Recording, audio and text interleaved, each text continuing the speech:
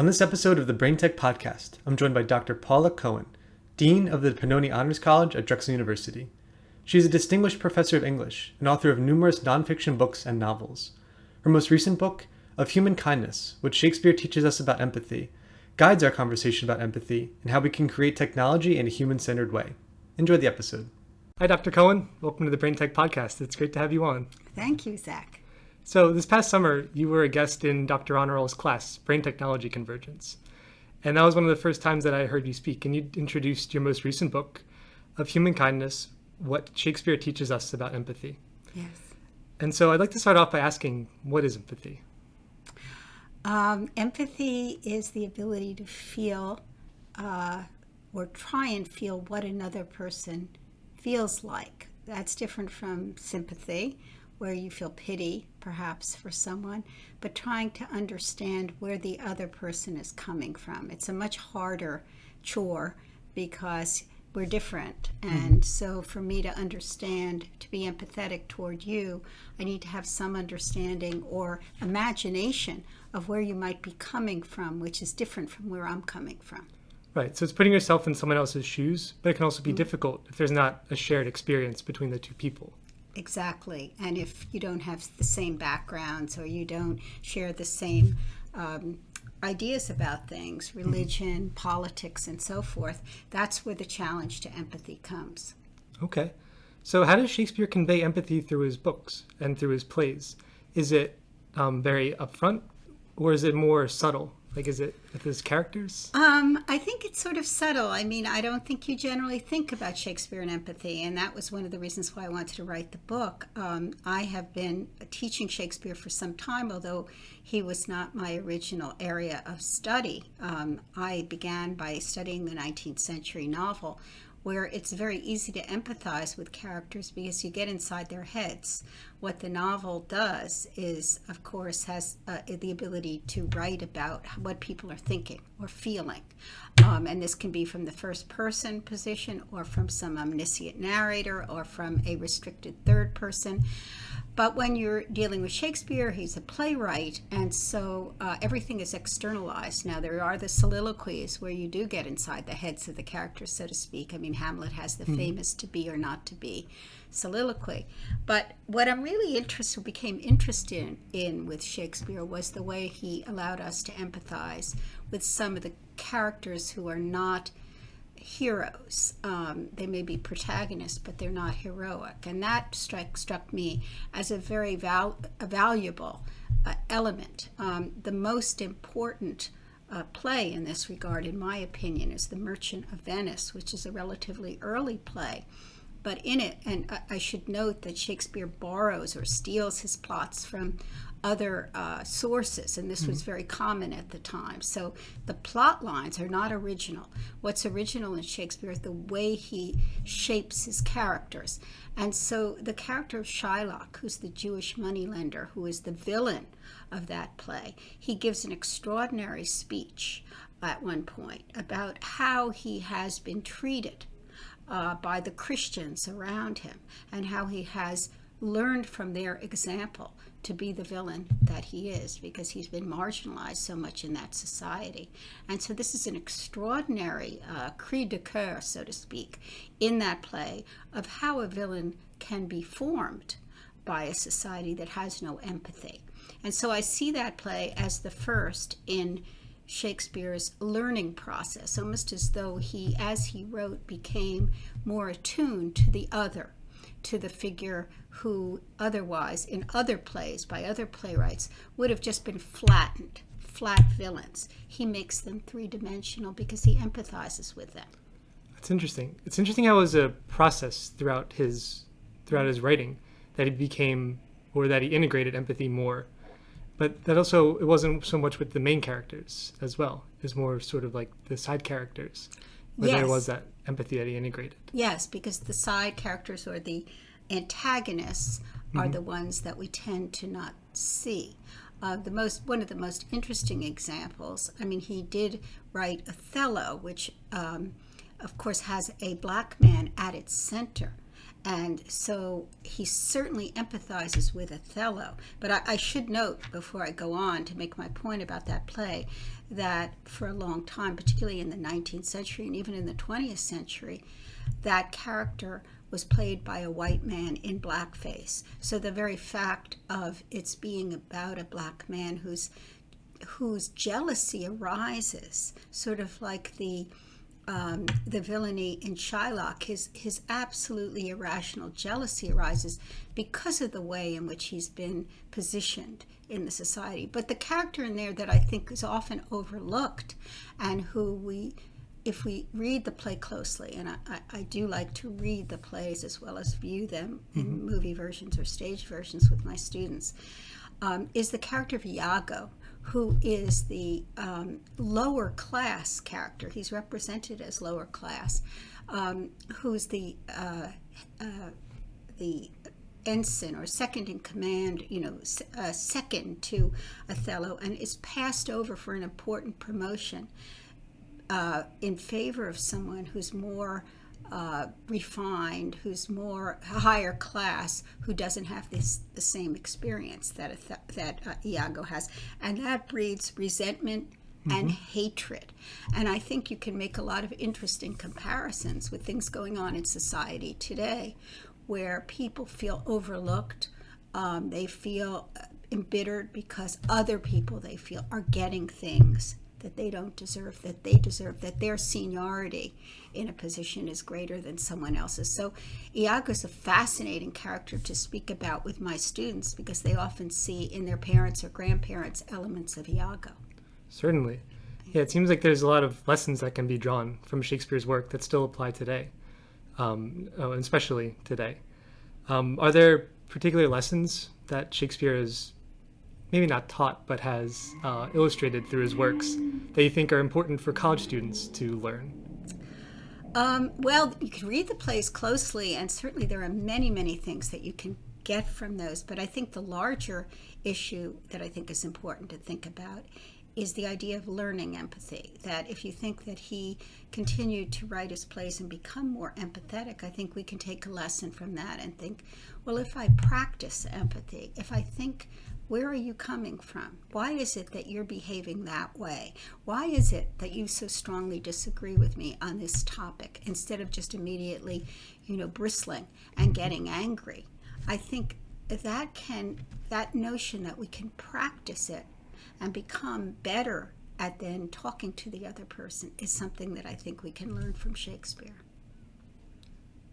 Yeah, I agree. I think that empathy is one of those things that can be learned. Like, not everybody has a set level of empathy and that's it. But empathy can always be, like you said, practiced, and people can improve their capacity to empathize with another person.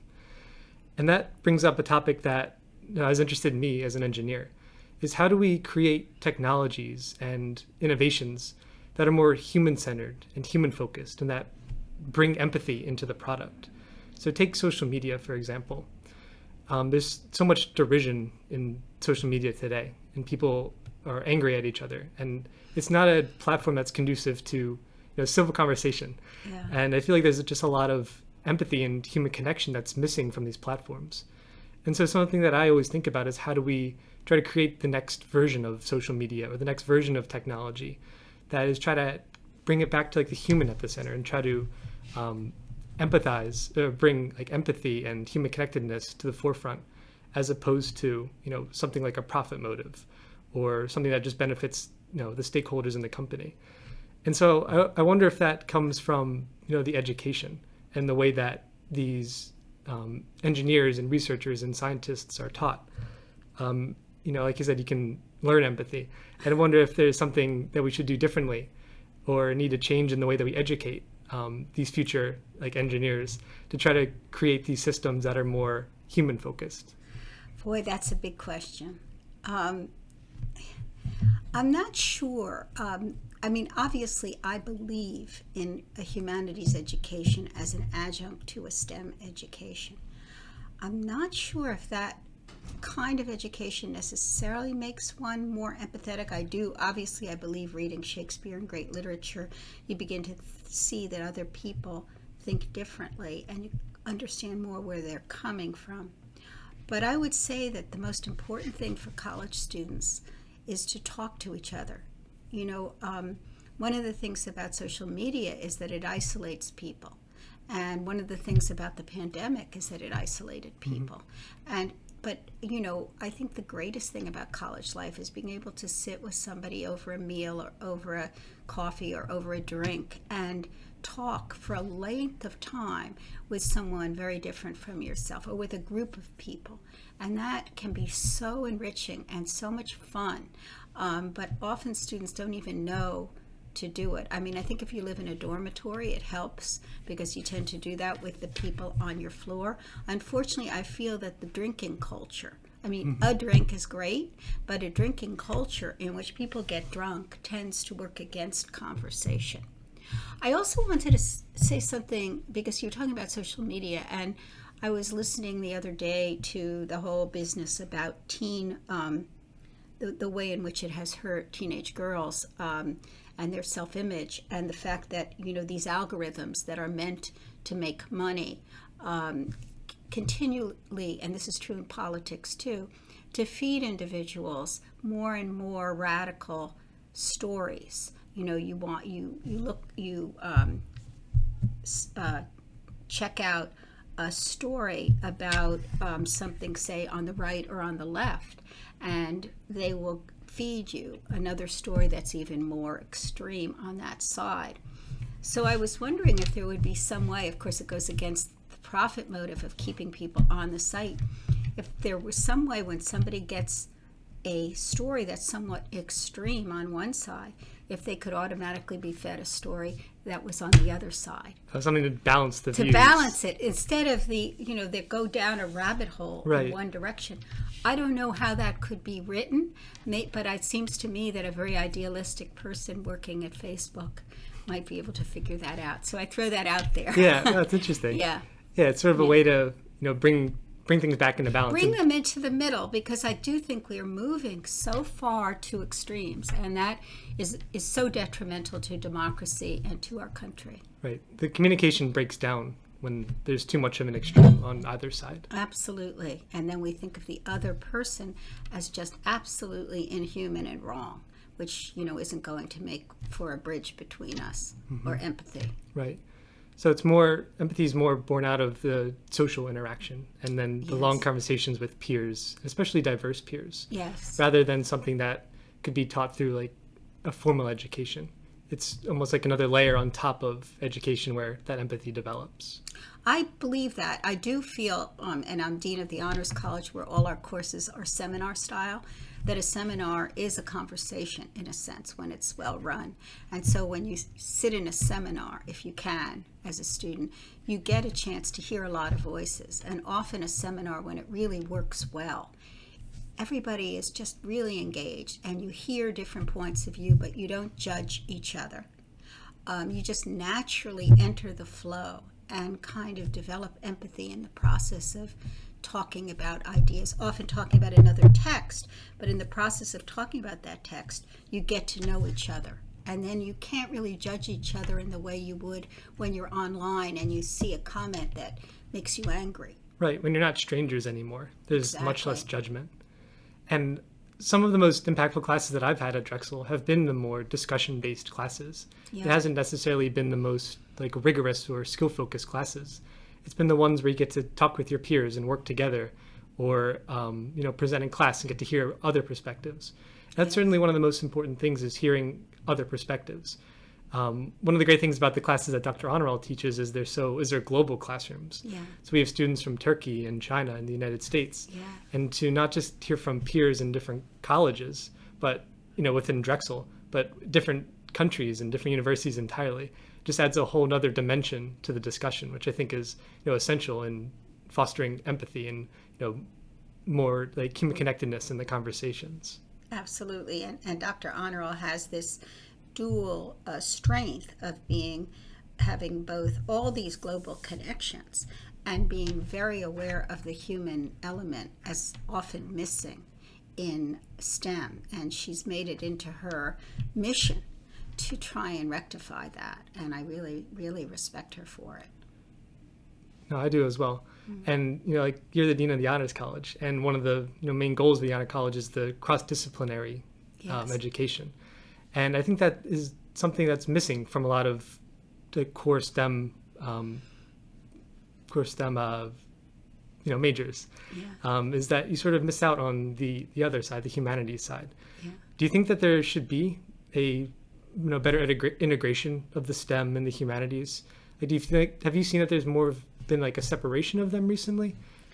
Well, the separation goes back. I mean, it goes back to the middle of the 20th century. There was a famous lecture given by a scientist, C.P. Snow, called The Two Cultures, in which he talked about the great division between science and the humanities or literature.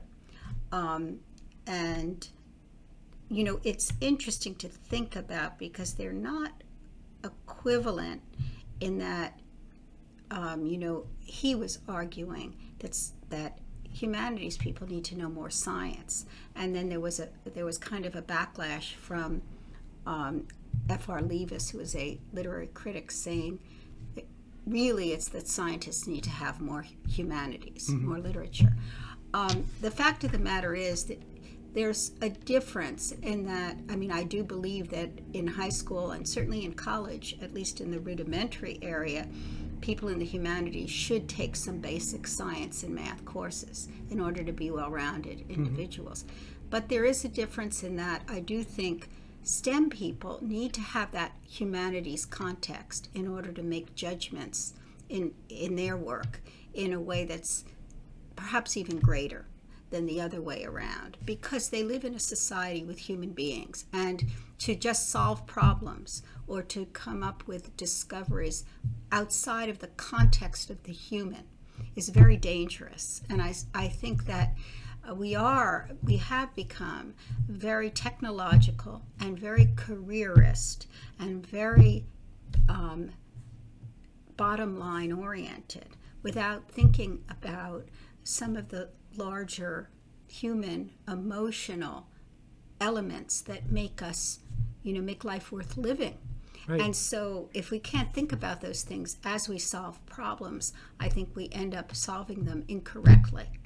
So I do feel very strongly that this is important. And I think the Honors College here, I do think that's one of the things we do. And many of our students are STEM students. Your biomedical engineering, we have lots of biomedical engineering students, computer science students, and others who I think really are hungry for the humanities, because that part of their brain or that part of their way of thinking has not been exercised. And many of them were great students in high school, so they had a little taste of these things then. But then it's been sort of shut down, so we're trying to open that up to them. Right. LISO is really important because you're not creating technology in a vacuum.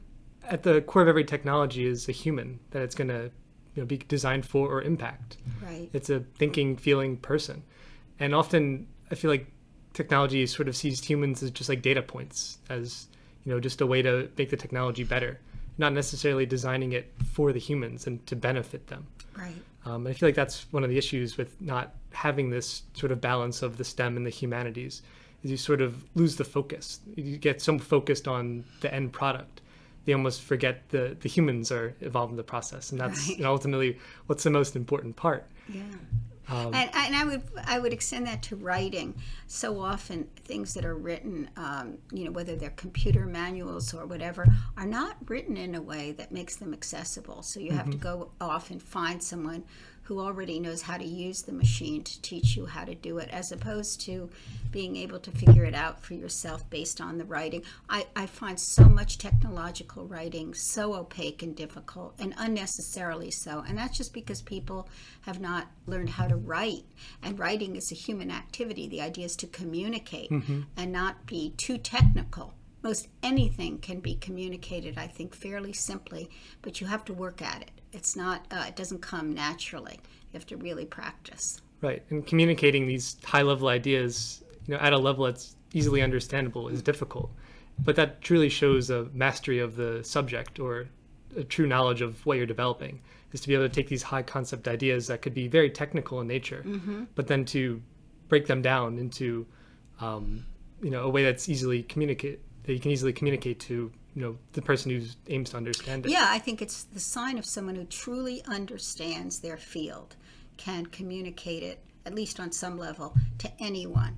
And I actually would love to have in the Honors College, and we have somebody who has done somewhat of this, I would love to have some of the science and math courses taught as seminars in which they're discussion based. So, I mean, my dream would be to have a calculus course taught around a table where because I remember finding calculus very difficult, and yet when I read about it now, when I find it so intriguing, the concepts, but at the time I was taught calculus, I simply memorized formulas, and that, of course, is not a way to learn. Right. To learn is to understand the underlying concepts and meanings, the larger context of things, which is the human context. So I would love to do that, and I think that would be a way of bridging the way we teach here with the science and math fields, which we often don't have represented. Oh, I definitely agree. There's so much beauty in mathematics and physics. So much. That doesn't have to be taught through rigorous calculations and formulas. Yeah, it's like poetry. I mean, we teach poetry, we analyze poetry. Let's do the same thing with certain formulas. So that's on the books for what I'd like to do in the future. Oh, I think that's a great idea. Yeah. You find me the professor who you think can do it. Okay. It's not everyone. I mean, because many are already locked into the way they teach. It has to be somebody with a particularly flexible It would take a special person. Yeah, I agree. Yeah, so I'd be interested to know what books you would recommend, either to students who are looking for a book that's particularly impactful or meaningful, or just something you enjoy. And I know that's a hard question, trying to boil down to... Yeah, I wish I'd had some preparation for this. There's a wonderful book by Nick Hornby, How to Be Good, which I really like. It really explores the issue of, some people feel, well, if I do a profession in which I'm good, the main character is a doctor, a woman doctor, but it explores what it means to be a good person, but it's also very, very readable and very, very interesting and amusing and philosophical. What else? I also am a great fan of 19th century novels. I love Dickens. I think you can learn a lot and you can laugh a lot by reading Dickens, but also George Eliot. She's a woman, but she took a man's name. And she was perhaps she was considered the most brilliant person in the 19th century. And she wrote wonderful, wonderful novels. Her most famous is called Middlemarch.